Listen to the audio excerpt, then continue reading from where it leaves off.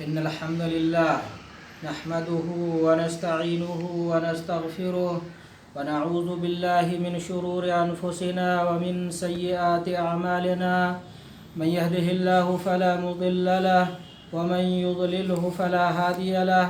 وأشهد أن لا إله إلا الله وحده لا شريك له. وأشهد أن سيدنا ومولانا محمدا عبده ورسوله أرسله بالحق بشيرا ونذيرا بين يدي الساعة. من يطع الله ورسوله فقد رشد واهتدى ومن يعصهما فقد ضل وغوى. أما بعد فإن خير الحديث كتاب الله وخير الهدي هدي محمد صلى الله عليه وسلم وشر الأمور محدثاتها وكل محدثة بدعة وكل بدعة ضلالة وكل ضلالة في النار. أو كما قال عليه الصلاة والسلام: أيها الناس، قال الله تعالى في القرآن المجيد: أعوذ بالله من الشيطان الرجيم، بسم الله الرحمن الرحيم. يا أيها الذين آمنوا اتقوا الله حق تقاته ولا تموتن إلا وأنتم مسلمون. وقال تعالى: يا أيها الناس اتقوا ربكم الذي خلقكم من نفس واحدة وخلق منها زوجها وبث منهما رجالا كثيرا ونساء واتقوا الله الذي تساءلون به والأرحام إن الله كان عليكم رقيبا. وقال تعالى: أم حسبتم أن تدخلوا الجنة ولما يعلم الله الذين جاهدوا منكم ويعلم الصابرين. وقال تعالى: بلى من أسلم وجهه لله وهو محسن فله أجره عند ربه ولا خوف عليهم ولا هم يحزنون. وقال الله تبارك وتعالى: وسارعوا إلى مغفرة من ربكم وجنة عرضها السماوات والأرض أعدت للمتقين. وقال تعالى: إنا جعلنا ما على الأرض زينة لها لنبلوهم أيهم أحسن عملا. وقال الله تبارك وتعالى: إن الذين آمنوا وعملوا الصالحات إنا لا نضيع أجر من أحسن عملا. صدق اللہ العظیم. مصلیان گرامی قدر، اللہ تعالیٰ کی حمد و ثنا ہے کہ اللہ تعالیٰ نے ہم تمام لوگوں کو مسلمان بنایا، اسلام کا شعور بخشا، اور اللہ تعالیٰ کی دین اسلام جو اللہ کا دین ہے اور فطری دین ہے، انسانیت کی فطرت کے مطابق جس دین کو بنایا ہے، اللہ تعالیٰ نے اس دین میں انسان کی ضرورت کے مطابق احکام و قوانین بنائے ہیں، اور جو احکام و قوانین سر تا سر ساری انسانیت کے لیے مفید اور نفع بخش ہیں. اللہ تعالیٰ نے ہمیں اس دین کو اور پیارے نبی صلی اللہ علیہ وسلم کی اس ملت کو اپنانے کی توفیق اور سعادت بخشی. اس پر ہم اللہ تعالیٰ کا شکر بجا لائیں اور پیارے نبی صلی اللہ علیہ وسلم پر درود و سلام بھیجیں، کیونکہ اللہ کے نبی صلی اللہ علیہ وسلم نے خود ارشاد فرمایا کہ من صلی علیہ واحدہ، اگر کوئی آدمی میرے اوپر ایک بار درود و سلام بھیجتا ہے تو صلی اللہ علیہ عشرہ، اللہ تعالیٰ اس کے لیے 10 بار سلامتی کی اور رحمت کی اور مغفرت کی کا نزول فرماتے ہیں. اس لیے پیارے نبی صلی اللہ علیہ وسلم کے اوپر ہمیں درود و سلام بھیجنا چاہیے. اللہم صلی علی محمد وعلی آل محمد کما صلیت علی ابراہیم وعلی آل ابراہیم انک حمید مجید. اللہم بارک علی محمد وعلی آل محمد کما بارکت علی ابراہیم وعلی آل ابراہیم انک حمید مجید. آج کی گفتگو میں آپ کے سامنے جو بات رکھنا چاہتا ہوں وہ یہ ہے کہ اسلام جو اللہ تعالیٰ کا دین ہے، اس اسلام سے کا ہم سے مطالبہ کیا ہے، اور اس اسلام کے لیے ہم اپنے آپ کو جو آتم سمرپن کی بات کرتے ہیں، مکمل حوالگی کی بات کرتے ہیں، تو اس کا کیا مفہوم ہے. اسلام خود اپنے آپ میں یہ بات واضح کرتا ہے کہ اسلام کا جو مفہوم ہے اس کا مطلب یہ ہے کہ اپنے آپ کو سرنڈر کرنا، اور سرنڈر اور خود حوالگی کا مطلب یہ ہوتا ہے کہ اللہ تعالیٰ کے احکام اور اللہ کے نبی صلی اللہ علیہ وسلم کی مرضی کے مطابق اپنی پوری زندگی کو ڈھال دینا اور اپنے آپ کو مکمل طور سے اللہ کے حوالے کر دینا. یہ اسلام کا مطالبہ ہے، اور اسلام اپنے اس مطالبے میں کوئی دنیا میں شر اور فساد مچانے کے لیے، خود حوالگی کرنے کے لیے نہیں کہتا انسان کو، بلکہ اسلام دنیا میں امن و امان، شانتی، رحمت اور پیس قائم کرنے کے لیے لوگوں کو کہتا ہے۔ اسی لیے قرآن مجید میں ایک جگہ اللہ تعالیٰ نے سورہ الکہف میں یہ بات ارشاد فرمائی کہ اِنَّا جَعَلْنَا مَا عَلَى الْأَرْضِ زِينَةً لَهَا لِنَبْلُوَهُمْ أَيُّهُمْ أَحْسَنُ عَمَلًا۔ ہم نے اس سرزمین کو، اس دھرتی کو تمہارے لیے بالکل زینت اور خوبصورت طریقے سے مزین کیا، خوبصورت بنایا ہے۔ اب ہم تمہیں برپا کر کے یہ دیکھنا چاہتے ہیں کہ اس خوبصورتی کو کون قائم رکھنا چاہتا ہے اور کون اس خوبصورتی کو تباہ و برباد کرنا چاہتا ہے۔ یہ ایک بہت بڑا مفہوم ہے جو قرآن لوگوں کے سامنے اور پوری انسانیت کے سامنے بالعموم اور مسلمانوں کے سامنے بالخصوص یہ چیلنج رکھتا ہے کہ دنیا اللہ تعالیٰ نے جس حیثیت سے بنایا ہے، جتنا خوبصورت بنایا ہے، جتنا حسین بنایا ہے، اس کے حسن اور رعنائی میں اگر کوئی مسلمان اضافہ نہیں کر سکتا ہے تو اپنے اعمال اور کرتوت سے اگر اس میں کمی کرتا ہے تو گویا کہ اللہ تعالیٰ کے نظام میں خرابی برپا کرتا ہے، خلل پیدا کرتا ہے، اور اللہ تعالیٰ کی اس دھرتی کو وہ شر اور فساد اور فتنے میں مبتلا کرنے کی کوشش کرتا ہے۔ اسی لیے اللہ تعالیٰ نے دنیا کی زینت کو، دنیا کی میں جو چیزیں موجود ہیں، ان چیزوں کو بہتر بنانے کے لیے لوگوں کی بولی بھی لگائی اللہ تعالیٰ نے کہ اب ہم تم کو دیکھتے ہیں کہ تم میں سے کون ہے جو اس دنیا کو، اس دھرتی کو اپنے اعمال، اپنی صلاحیتیں، اپنی کوالٹیز، اپنی میرٹ کی بنیاد پہ اس کو خوبصورت بناتا ہے اور لوگوں کے لیے نفع بخش اور فائدہ مند بناتا ہے۔ جس کے اندر جو میرٹ اور کوالٹی پائی جاتی ہے، صلاحیتیں پائی جاتی ہیں، ان صلاحیتوں کا استعمال کر کے اس دھرتی کو جنت زار بنانا، جنت نما بنانا، یہ مسلمانوں کی ذمہ داری ہے تاکہ تمام انسانیت اس دھرتی میں رہے اور امن و سکون کی زندگی ہو۔ اسی لیے اسلام میں موٹے طور پر جو حقوق کی بات کی جاتی ہے کہ انسانیت کے حقوق کیا ہیں، تو ان میں سے جو بنیادی حقوق کی بات کرتا ہے اسلام، ان میں سے ایک حق ہے جان کے تحفظ کا حق، ایک حق ہے مال کے تحفظ کا حق، ایک حق ہے ہر انسان کی عزت و ناموس کے تحفظ کا حق۔ یعنی کوئی انسان کسی کے ناحق کسی کا قتل نہیں کر سکتا ہے، کوئی انسان ناحق کسی کا مال ہڑپ نہیں سکتا ہے، کوئی انسان کسی کی عزت کے اوپر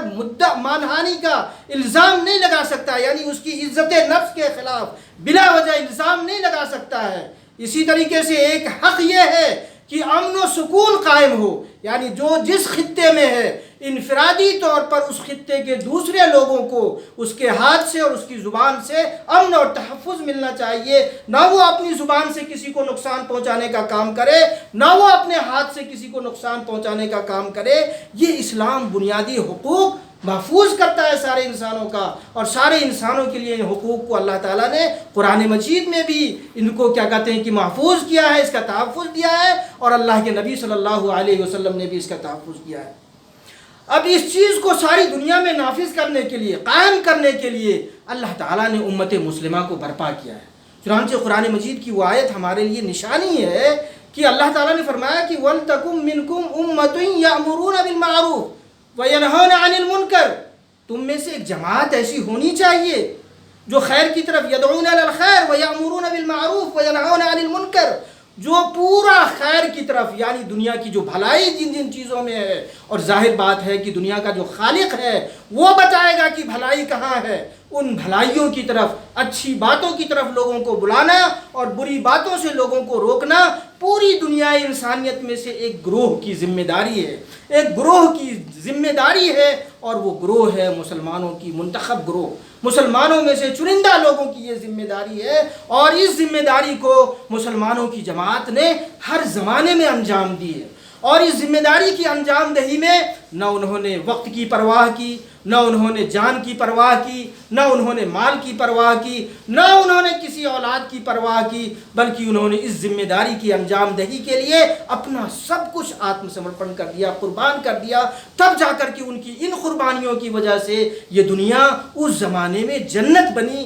اور یہ دنیا اس زمانے میں امن و شانتی کا مظہر بنی، اور یہ دنیا اس زمانے میں دوسرے تمام انسانیت کے لیے اور تمام مخلوق کے لیے رحمت جیسی دنیا بن گئی۔ اسی لیے اللہ کے نبی صلی اللہ علیہ وسلم کو اللہ تعالیٰ نے قرآن مجید میں جو لقب اور جو خطاب دیا ہے، وہ خطاب بڑا امپورٹنٹ ہے، بہت اہم ہے۔ اللہ تعالیٰ نے فرمایا کہ وَمَا أَرْسَلْنَاكَ إِلَّا رَحْمَةً لِّلْعَالَمِينَ، اے اللہ کے نبی صلی اللہ علیہ وسلم، ہم نے آپ کو ساری دنیا کے لوگوں کے لیے پیس، رحمت بنا کر کے بھیجا ہے۔ یہ بات سمجھنے کی ہے کہ اللہ کے نبی صلی اللہ علیہ وسلم اگر آپ اللہ تعالیٰ چاہتے تو آپ صلی اللہ علیہ وسلم کو کوئی اور بھی خطاب دے سکتے تھے، لیکن جو قرآن مجید میں 3 بنیادی خطاب آپ کو دیے ہیں، ان میں سے ایک خطاب دیا ہے انما بعثت معلما، میں ساری دنیا کو درس دینے والا، نصیحت کرنے والا، تعلیم دینے والا بنا کر کے بھیجا گیا ہوں۔ دوسرا خطاب آپ کو دیا گیا ہے کہ انا ارسلناک بشیرا ونذیرا للناس، ساری دنیا کے لوگوں کے لیے ہم نے آپ کو بشیر یعنی جنت کی خوشخبری، اللہ کی نعمتوں کی خوشخبری دے کر کے بھیجا ہے، اور اللہ کے عذاب سے ڈرانے والا بنا کر کے بھیجا ہے۔ اور تیسرا خطاب جو اللہ تعالیٰ نے دیا آپ صلی اللہ علیہ وسلم کو، وَمَا أَرْسَلْنَاكَ إِلَّا رَحْمَةً لِّلْعَالَمِينَ، ہم نے آپ کو ساری دنیا کے لوگوں کے لیے امن و شانتی کا سندیشہ اور رسول بنا کر کے بھیجا ہے۔ امت محمدیہ نبی صلی اللہ علیہ وسلم کی اس عمل کے بعد آپ صلی اللہ علیہ وسلم کی زندگی کو اپنی زندگی میں اپنا کر کے وہ بھی اس دنیا کو رحمت والی دنیا، اس دنیا کو امن و سکون والی دنیا بنانے کی کوشش کرتے ہیں، اور اس کوشش میں وہ اپنی بولی دنیاوی لحاظ سے نہیں لگاتے ہیں بلکہ وہ اپنی بولی آخرت کے لحاظ سے لگاتے ہیں۔ حضرت علی رضی اللہ تعالیٰ عنہ کا قول ہے، اللہ کے نبی صلی اللہ علیہ وسلم کے اصحاب کے بارے میں وہ فرماتے ہیں کہ اللہ کے نبی صلی اللہ علیہ وسلم کے اصحاب، ان کے بارے میں مت پوچھو کہ وہ کون سے لوگ تھے، وہ لوگ تھے جنہوں نے اللہ کے نبی صلی اللہ علیہ وسلم کی سنتوں اور اعمال کی پیروی کرنے میں انہوں نے اپنی پوری زندگی لگائی اور کوئی کسر نہیں چھوڑی۔ اب اگر کوئی انسان اپنی زندگی میں کوئی نمونہ بنانا چاہتا ہے کسی کو، تو وہ پیارے اصحاب صلی اللہ علیہ وسلم کی زندگی کو نمونے کے طور پر لے اور ان کی اقتداء کرنے کی کوشش کرے، کیونکہ یہ وہ جماعت ہے جس جماعت نے پیارے نبی صلی اللہ علیہ وسلم کی صحبت حاصل کی، ان کو آپ کی معیت حاصل ہوئی، آپ کے ساتھ رہے، اور آپ صلی اللہ علیہ وسلم نے دنیا میں امن و امان قائم کرنے کے لیے اور پوری انسانیت کو امن و شانتی کے دروازے پر لا کر کھڑا کرنے کے لیے اور ساری دنیا کو جنت قدا بنانے کے لیے جو محنت کی تھی، اس کے لیے آپ نے ایک ٹیم تیار کی تھی، اور وہ ٹیم تھی صحابہ کرام کی ٹیم، وہ ٹیم تھی آپ کے اصحاب کی ٹیم۔ انہوں نے یہ کام کر کے دکھایا، اور ان اصحاب نے، آپ صلی اللہ علیہ وسلم نے جو یہ کام کیا، اس کام میں انہوں نے اپنے کاموں کو جو شامل کیا، تو دنیا کے لحاظ سے انہوں نے اپنی بولی نہیں لگائی کہ اس کے بدلے میں جو ہم دنیا میں یہ کام کرنا چاہتے ہیں تو اس کے بدلے میں ہمیں دنیا میں کیا ملے گا۔ انہوں نے ڈیڈیکیشن، آنیسٹلی، ایمانداری کے ساتھ پورے طور پر اپنے آپ کو آتم سمرپن کر دیا، اپنے آپ کو اللہ کے حوالے کر دیا۔ اور پچھلی گفتگو میں بھی میں نے آپ کے سامنے کچھ مثالیں پیش کی تھی، اور آج بھی میں آپ کے سامنے 2-3 مثالیں رکھنا چاہتا ہوں مختصراً، کہ دیکھیں کہ اللہ کے نبی صلی اللہ علیہ وسلم کے اصحاب جو بالکل ان کے چہرے اور ان کی پیشانیوں پہ سجدوں کی حالت کے جو نشان پڑے ہوئے تھے، خود صحابی رسول کہتے ہیں، عبداللہ ابن زبیر رضی اللہ تعالیٰ عنہ کہتے ہیں، اللہ کے نبی صلی اللہ علیہ وسلم کے اصحاب کی کیا مثال میں بیان کروں، پوری رات وہ جو عبادت میں گزارتے تھے، اور صبح کو جب وہ اٹھتے تھے تو ان کی آنکھوں کے اوپر کالے ہالے پڑے ہوتے تھے، جیسے کہ کوئی آدمی اونٹ پہ سواری کر کے لمبی مسافت طے کیا ہو، اور سفر کی تھکان کی وجہ سے بال اس کے بالکل کہ کھچڑی ہو گئے ہوں، آنکھوں پہ ہالے پڑ گئے ہوں جگنے کی وجہ سے، پوری جسم تھکان میں مبتلا ہو، جسم ان کا لگتا ہو ٹوٹا پڑ رہا ہو، اور پھر دن میں وہ اللہ تعالیٰ کی صبح ہوتی، اللہ تعالیٰ کی حمد و ثنا بیان کرتے ہوئے وہ اللہ تعالیٰ کی دن کا آغاز کرتے ہیں اپنے دن کا، اور پھر وہ کاروبار دنیا میں لگ جاتے ہیں، اور اللہ کی دین کی سربلندی کے لیے وہ سعادت حاصل کرتے ہیں، اپنی قربانیاں پیش کرتے ہیں۔ یہ مثالیں ہیں ان اصحاب کی۔ حضرت ابوبکر صدیق رضی اللہ تعالیٰ عنہ کے بارے میں آتا ہے کہ شروعاتی دنوں میں اللہ کے نبی صلی اللہ علیہ وسلم کی آواز پر لبیک کہنے والوں میں جو اصحاب رسول میں سے پہلے لوگ ہیں، ان میں سے حضرت ابوبکر صدیق رضی اللہ تعالیٰ عنہ ہیں، انہوں نے ایمان قبول کیا۔ ابھی شروعاتی دن میں 25-30 لوگوں نے یا 38 لوگوں نے ایمان قبول کیا تھا۔ ایک چھوٹی سی جماعت تیار ہوئی تھی دار ارقم میں۔ اللہ کے نبی صلی اللہ علیہ وسلم مکہ کے باہر کے مضافات کے ایریے میں ایک ارقم، ایک صحابی رسول تھے، ان کے گھر کو آپ صلی اللہ علیہ وسلم نے دعوت کا مرکز، تربیت کا مرکز اور محور بنایا۔ وہاں جا کر کے حضرت ابوبکر صدیق آپ کے ساتھ بیٹھتے تھے، دین سیکھتے تھے۔ ایک بار موقع آیا کہ اللہ کی دین کی تبلیغ خانہ کعبہ میں جا کر کے کی جائے اور وہاں لوگوں کو دعوت دی جائے۔ اللہ کے نبی صلی اللہ علیہ وسلم کے ساتھ حضرت ابوبکر صدیق چلے اور خانہ کعبہ میں پہنچے۔ نبی صلی اللہ علیہ وسلم دیکھیں وہ منظر، اللہ کے نبی صلی اللہ علیہ وسلم بیٹھے ہوئے ہیں اور ابوبکر صدیق آپ صلی اللہ علیہ وسلم کی موجودگی میں۔ تاریخ اس بات پر شاہد اور گواہ ہے کہ پہلے خطیب، پہلے مقرر دعوت دین کے لیے حضرت ابوبکر صدیق ہیں کہ پیارے نبی صلی اللہ علیہ وسلم بیٹھے ہیں اور اس مجلس میں حضرت ابوبکر صدیق کھڑے ہوتے ہیں اور اعلان اعلان خانہ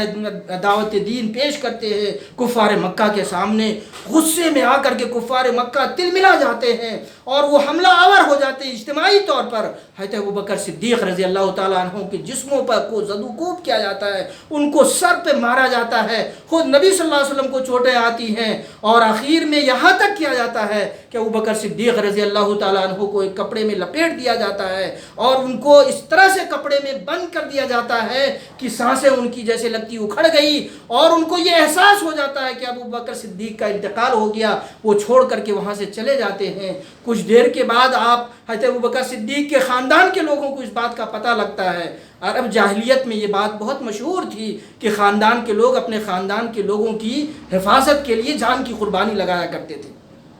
جب ان کو خبر ہوئی تو وہ دوڑ کر کے کچھ لوگ آئے اور انہوں نے کہا کہ اللہ کی قسم اگر ابوبکر کی جان چلی گئی تو اس کے جان کا بدلہ ان لوگوں سے ضرور لیا جائے گا جن لوگوں نے ابوبکر کی جان لی ہے۔ پھر قریب آئے اور انہوں نے مستقل آواز دی، اے ابوبکر، اے ابوبکر۔ کچھ دیر کے بعد حضرت ابوبکر رضی اللہ تعالیٰ عنہ کی سانس کی آواز آئی اور پھر بہت ہی نحیف اور ہلکی آواز میں کہا، اللہ کے نبی صلی اللہ علیہ وسلم کیسے ہیں؟ لوگوں نے کہا کہ ابوبکر تمہاری ماں یہاں بیٹھی ہوئی ہے، وہ پوچھ رہی ہے کہ میرا بیٹا کیسا ہے، تم کہہ رہے ہو کہ پیارے نبی صلی اللہ علیہ وسلم کیسے ہیں؟ حضرت ابوبکر نے کہا کہ میرے بارے میں کچھ مت پوچھو، پہلے مجھے یہ خبر دو کہ میرے محبوب صلی اللہ علیہ وسلم جو دین کے داعی ہیں، جو امن کے شانتی کے پرتیک ہیں اور جو دنیا کو امن و شانتی کی دعوت دے رہے ہیں، ان کی طبیعت کیسی ہے، ان کا مزاج کیسا ہے؟ جب ان کے بارے میں مجھے معلوم ہو جائے گا تو مجھے تسلی ہو جائے گی۔ پھر ان کے خاندان کے ایک شخص نے کہا کہ ابوبکر تمہاری ماں یہ کہتی ہے کہ میں محمد عربی کو وہاں کیا کہتے ہیں کہ دار ارقم میں مل کر کے آئی ہوں، وہ خیریت سے ہیں۔ تب حضرت ابوبکر صدیق نے کہا کہ مجھے پیارے نبی صلی اللہ علیہ وسلم کی صورت دکھا دو، ایک بار مجھے کسی بھی حالت میں وہاں تک پہنچاؤ۔ تاریخ شاہد ہے سیرت نبی میں کہ پیارے نبی صلی اللہ علیہ وسلم کے دو ساتھیوں نے کاندھے دے کر کے گھسیٹتے ہوئے، پیروں میں ورم تھا، تکلیف تھی، پیر زمین پہ ٹک نہیں سکتے تھے، اسی حالت میں حضرت ابوبکر صدیق کو آپ صلی اللہ علیہ وسلم کے سامنے پیش کیا گیا اور جب آپ صلی اللہ علیہ وسلم نے پوچھا ابوبکر کیا حال ہے تو حضرت ابوبکر صدیق نے کہا کہ اللہ کے نبی صلی اللہ علیہ وسلم آپ کو دیکھ لینے کے بعد میری زندگی کی سارے غم اور میری زندگی کی ساری تکلیفیں ہلکی ہو گئی، اب مجھے کوئی پریشانی اور کوئی تکلیف نہیں ہے۔ یہ ڈیڈیکیشن، یہ اللہ کے دین کے لیے پورے طور سے خود حوالگی اور قربانی اللہ کے دین کے لیے پیش کر دینا کہ اس کے بدلے میں مجھے کچھ نہیں چاہیے، مجھے دین کا رہنما پیارے نبی صلی اللہ علیہ وسلم کا اسوہ، ان کی سنت اگر وہ باقی ہے اور وہ مجھ سے خوش ہیں تو میں دنیا کی ساری پریشانیاں اور تکلیفوں کو جھیلنے کے لیے تیار ہوں اور برداشت کرنے کے لیے تیار ہوں۔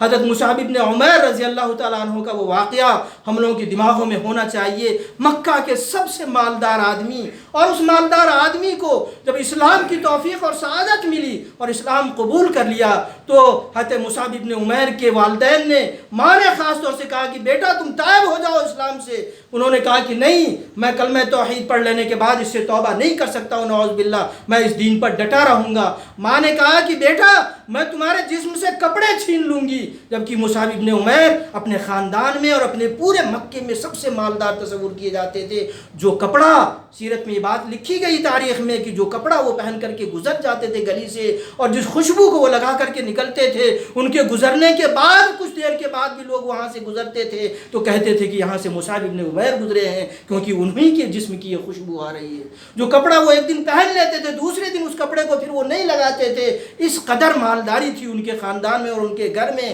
حضرت مصعب ابن عمیر رضی اللہ تعالیٰ عنہ کے بارے میں آتا ہے کہ جب ان کے خاندان والوں نے ان کے اسلام سے باز رکھنے کی کوشش کی اور وہ باز نہیں آئے تو گھر کے لوگوں نے ان سے کپڑے چھین لیے اور انہوں نے کہا کہ مجھ سے چھین لو سب کچھ، ساری دولتیں لے لو، یہ تمہاری دولت ہے، مجھے اللہ کی توحید کی دولت میرے لیے کافی ہے، میں اس کے علاوہ کسی और चीज़ का सौदा नहीं कर सकता हूँ। चुनांचे कहा जाता है कि उनके जिस्म पे एक कपड़ा रहा और उसी एक कपड़े को पहन करके वो मक्का से निकले। अल्लाह के नबी सल्लल्लाहु अलैहि वसल्लम ने कहा कि मुसाब तुम चले जाओ मदीना में अल्लाह के दीन की तबलीग के लिए। और मुसाब इब्न उमैर चले गए वहाँ और मदीने में अल्लाह के दीन की तबलीग करते रहे और यहाँ तक वो वक्त आया कि ग़ज़वा बदर में शरीक हुए और ग़ज़वा उहद में शहादत का दर्जा हासिल किया। जब शहादत हो गई और लोगों की तदफीन की बारी आई तो तारीख़ में ये बात सब्त है कि अल्लाह के नबी सल्लल्लाहु अलैहि वसल्लम के असहाब ने कहा कि अल्लाह के नबी सल्लल्लाहु अलैहि वसल्लम मुसाब बिन उमैर के जिस्म पे एक ही कपड़ा है, एक ही चादर है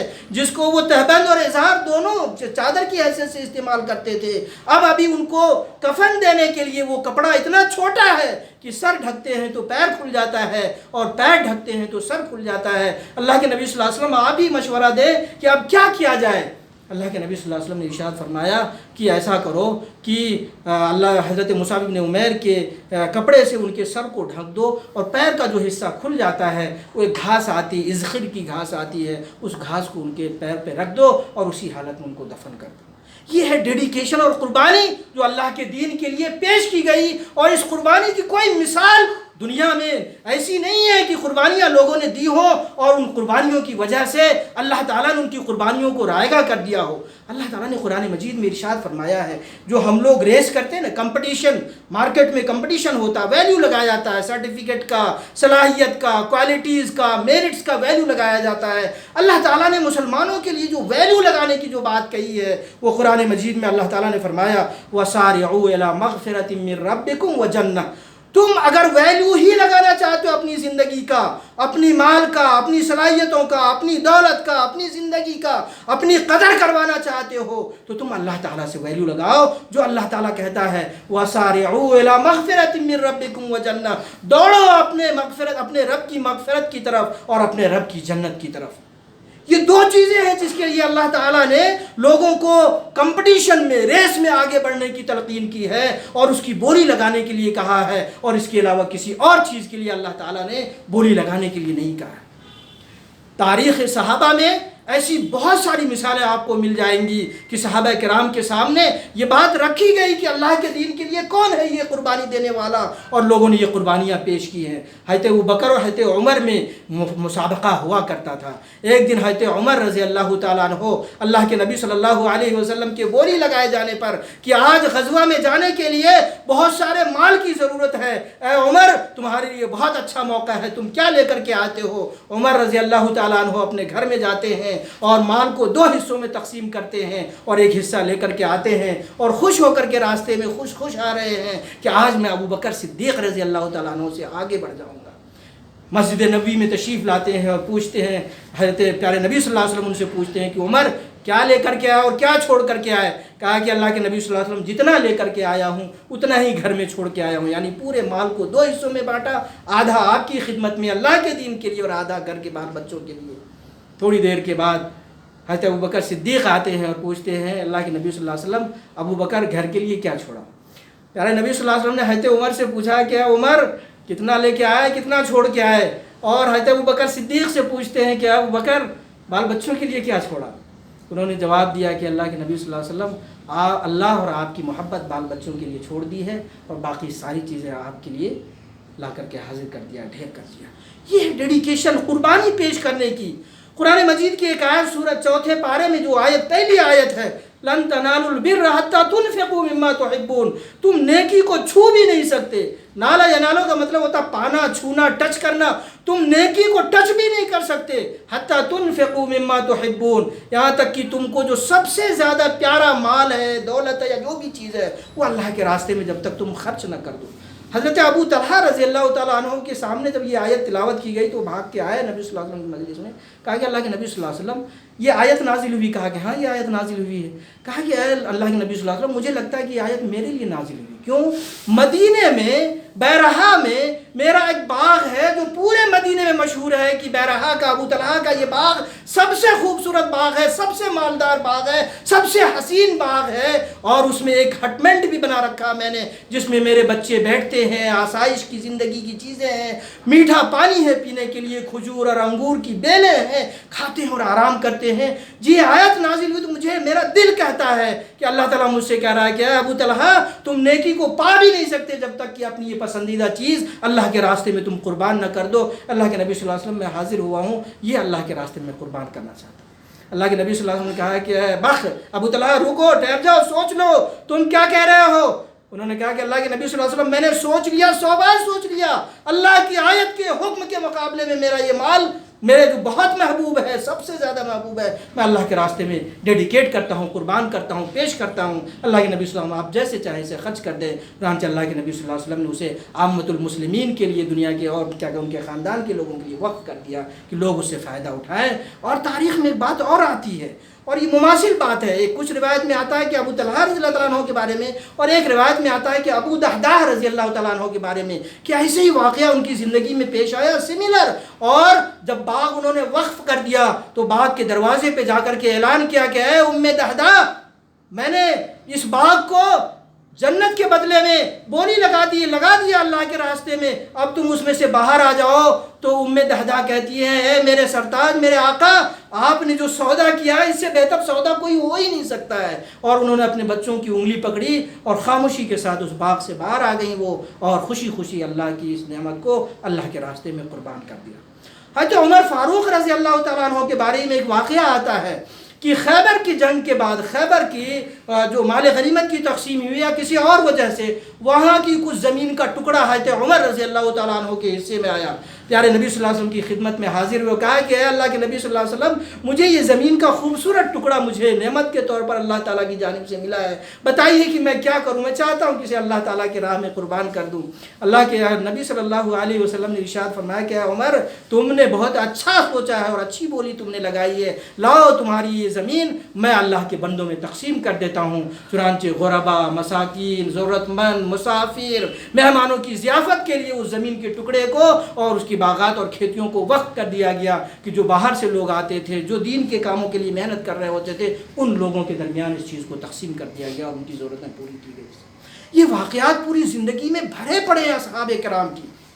اسی لیے تو اللہ تعالیٰ نے فرمایا رضی اللہ عنہم ورضوا عنہ، اللہ تعالیٰ ان سے راضی ہو گئے، وہ اللہ تعالیٰ کے کیے فیصلے سے راضی ہو گئے۔ آج کے زمانے میں بھی دنیا ورس کنڈیشن میں ہے، لیکن ڈیڈیکیشن بغیر کسی لالچ کی جو قربانی امت کے لیے دی جاتی ہے یا دین کے لیے دیا جاتا ہے یا انسانیت کی خدمت کے لیے دی جاتی ہے، ان قربانیوں کا ویلیو لگانا چاہیں تو میں ایک چھوٹی مثال دینا چاہتا ہوں۔ اس مثال پہ کسی کو اعتراض بھی ہو سکتا ہے، لیکن صرف اس حیثیت سے کہ ڈیڈیکیشن کی وہ مثال آپ دیکھیں کہ آج سے 150 سال پہلے سر سید احمد خان ایک یونیورسٹی بلکہ ایک چھوٹے سے کالج کی بنیاد ڈال رہا تھا، اور اس کے لیے وہ جاتا تھا لوگوں کے دروازے پہ، نوابوں کے دروازے پہ، عام انسان کے دروازے پہ، اور وہ کہتا تھا کہ میں ایک مسلمانوں کے لیے کالج بنانا چاہتا ہوں، مسلمان تعلیم کے لحاظ سے بہت پیچھے ہیں، آپ مجھے بھیک دے دیجئے۔ تو کچھ لوگ ہوتے تھے 1 روپیہ، کوئی 8 آنا، کوئی 54، کوئی 5 روپیہ، کوئی 50، کوئی 100 روپیہ دیتے تھے۔ ایک نواب کے دروازے پہ گئے تو اس نواب نے غصے میں آ کر کے سر سید سے اختلاف کی وجہ سے اس کے ہاتھ پہ تھوک دیا اور کہا کہ سر سید میں تمہیں کچھ نہیں دے سکتا ہوں سوائے اپنی تھوک اور حقارت کے۔ تو سر سید نے کہا کہ اس تھوک کو میں اپنے جسم پہ مل لیتا ہوں، کیونکہ مجھے معلوم ہے کہ جس شخص نے مجھے دینے کے لیے اپنے تھوک کا استعمال کیا ہے، ان کی آئندہ کی نسل انشاءاللہ اسی یونیورسٹی میں تعلیم حاصل کر کے انسانیت کے فائدے کا کام کرے گی۔ مجھے اس بات پر خوشی اور فخر ہے کہ میں آئندہ نسل کی تعمیر کے لیے، آئندہ ملت کی تعمیر کے لیے میں تھوک کو بھی اپنے جسم پر گوارا کرنا، برداشت کرنا میں اپنے آپ کو تیار پاتا ہوں۔ اور وہی سر سید ہے جب اس نے ڈیڈیکیشن کے ساتھ ایک ٹیم تیار کی، مخلصین کی، علامہ شبلی نعمانی رحمۃ اللہ علیہ اور دوسرے علماء کی اور بیرسٹرز کی، ڈاکٹرز کی، اس زمانے کے علماء کی، اور جب ان لوگوں نے مل کر کے ایک کالج کی شکل میں ایک بنیاد ڈالی تو آج وہ یونیورسٹی دنیا کی بڑی یونیورسٹیز میں، یعنی بہت بڑی یونیورسٹیز میں اگر اس کو رینک میں آنکا جائے تو مسلم دنیا کی سب سے بڑی یونیورسٹی ہوگی۔ سب سے پرانی تو نہیں لیکن سب سے بڑی یونیورسٹی مانی جاتی ہے، جو فیکلٹیز کے لحاظ سے، ڈپارٹمنٹ کے لحاظ سے، ایجوکیشن سسٹم کے لحاظ سے اور افراد کو جو انہوں نے پڑھایا ساری دنیا کے لوگوں کو، اس لحاظ سے وہ مسلم دنیا کی سب سے بڑی یونیورسٹی مانی جاتی ہے۔ اور آج دنیا میں کسی خطے میں تعلیم کے لیے جو رناشا کا کام ہوا، نشت ثانیہ کا کام ہوا ہے، مسلمانوں میں تعلیم کے عروج کا جو کام ہوا ہے، کہیں نہ کہیں سے اس کا صحرا سر سید احمد خان کے سر پہ جاتا ہے۔ یہ کیا تھا؟ ڈیڈیکیشن، قربانی، فنا کر دینا اپنے آپ کو کہ میں نے ایک مشن لیا، اس مشن کے لیے اپنے آپ کو حوالے کرتا ہوں اللہ کے، اور اس مشن کے حوالے کرتا ہوں، تب جا کر کے اس کا آؤٹ پٹ، اس کا رزلٹ بہت بڑا ملتا ہے۔ اللہ کے نبی صلی اللہ علیہ وسلم نے اسی لیے فرمایا انما الاعمال بالنیات، عملوں کا دار و مدار نیتوں پر ہے، اور وانما لکل امرئ ما نوى، ہر انسان کو وہی ملے گا جو اس نے نیت کی ہے۔ پیسے کی نیت کی ہے، دولت کی نیت کی ہے، اولاد کو بہت بڑا بنانے کی نیت کی ہے، ڈگریاں حاصل کرنے کی نیت کی ہے، وہ چیزیں اللہ تعالیٰ عنایت کر دے گا، اللہ کے دربار میں اس چیز کی کمی نہیں ہے۔ اور اگر کوئی یہ نیت کرتا ہے کہ مجھے جو وقت اللہ تعالیٰ نے دیا ہے، جو صلاحیتیں اللہ تعالیٰ نے دی ہیں، جو موقع اللہ تعالیٰ نے میسر کیا ہے، اس کو میں اللہ کے دین کے لیے اور اس دھرتی کو جنت نما بنانے کے لیے اپنے آپ کو ڈیڈیکیٹ کرتا ہوں اور اپنی صلاحیتوں کو قربان کرتا ہوں، تو پھر ان کو وہی ملے گا جو اصحاب رسول کو اور پیارے نبی صلی اللہ علیہ وسلم کے زمانے کے لوگوں کو ملا تھا، اور وہ قربانی کا نتیجہ ان کو ملے گا۔ آج کے زمانے میں بھی تحریک اسلامی سے جڑے ہوئے لوگوں کو اس ڈیڈیکیشن کی ضرورت ہے، اور اسی طریقے سے آنیسٹی کے ساتھ، ایمانداری کے ساتھ مکمل طور سے خود سپردگی اور اپنے آپ کو مکمل طور سے اللہ کے حوالے کر دینے کی ضرورت ہے۔ اگر یہ ہم نے کر دیا تو انشاءاللہ العزیز آج کے بعد سے ایک نئی تاریخ رقم کی جائے گی، اور ملک نیپال میں ایک ایسی تحریک برپا ہو سکے گی، ایک ایسی جماعت برپا ہو سکے گی جس کا ہر آدمی فل ڈیڈیکیشن کے ساتھ اللہ کے دین کے لیے اپنا سب کچھ لٹانے کے لیے تیار ہوگا، اور تاریخ میں ایسے لوگوں کے نام بھلائے نہیں جائیں گے، بلکہ تاریخ میں ایسے لوگوں کے نام رقم ہوں گے، ثبت ہوں گے، اور تاریخ میں ایسے لوگوں کے نام تا حیات لکھے، تا قیامت لکھے جائیں گے اور پڑھے جائیں گے اور بولے جائیں گے، جیسے کہ اصحاب رسول، تابعین اور وہ لوگ جنہوں نے اللہ کے دین کے لیے قربانیاں دی ہیں، چاہے وہ کسی بھی حیثیت سے قربانیاں دی ہیں، ان کی قربانیوں کو تاریخ یاد کرتی ہے، اور اسی لحاظ سے اس تاریخ کو یاد کرنے کے لحاظ سے ہمیں بھی یہ قربانی دینی چاہیے۔ اللہ تعالیٰ سے دعا ہے کہ اللہ رب العالمین ہم تمام لوگوں کو اللہ کے دین کی سربلندی کے لیے اپنے آپ کو مکمل طور سے خود حوالگی اور خود سپردگی کے ساتھ اللہ کے حوالے اپنے آپ کو پیش کرنے کی توفیق عنایت فرمائے، اپنی پوری زندگی کو اللہ کے دین کی تبلیغ کے لیے، اللہ کی دین کی سربلندی کے لیے لگانے کی توفیق و سعادت نصیب فرمائے، اور اس راستے میں ہمارے مال، ہماری اولاد، ہماری بیویاں اور جو بھی اس راستے میں ہرڈل اور بیریئر بننا چاہتے ہیں، ہمیں اللہ تعالیٰ وہ قوت دے کہ ہم ان تمام چیزوں کو اللہ کے راستے میں قربان کر دینے کی اللہ تعالیٰ ہمیں طاقت اور قوت اور سعادت نصیب فرمائے۔ اللہم آمین، وآخر دعوانا ان الحمدللہ رب العالمین۔ بارک اللہ لنا ولکم فی القرآن العظیم، ونفعنی وإیاکم بالآیات والذکر الحکیم، انہ تعالی جواد کریم ملک بر رؤوف رحیم، فاستغفروہ انہ هو الغفور الرحیم۔